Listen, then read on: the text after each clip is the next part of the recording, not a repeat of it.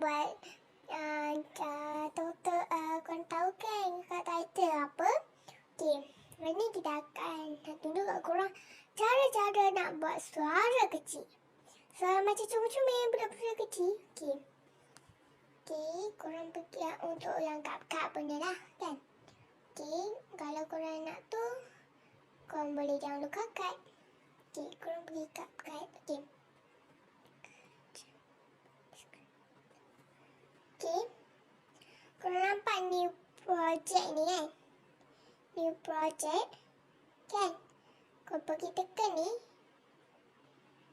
Apa-apa video. Contoh.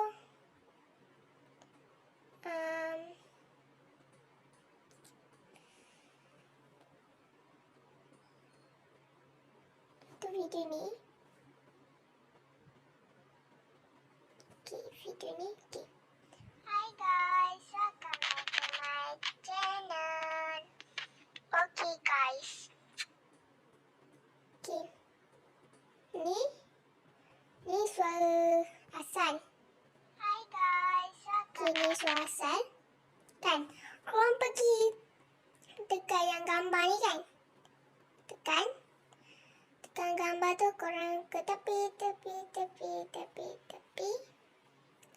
lagi. Okay. Korang akan nampak voice effect.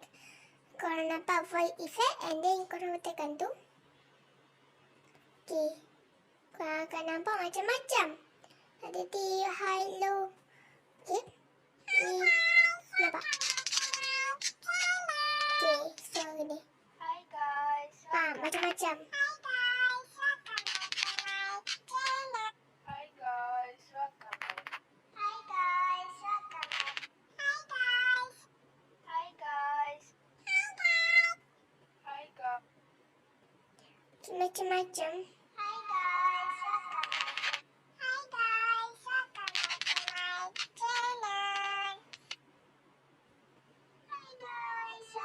to my channel. Hi guys, welcome back to my channel. Hi guys, welcome. Hi guys. Macam-macam lah. Okay, macam-macam korang. Kalau kadang-kadang Arina akan guna macam ni. Hi. Dengan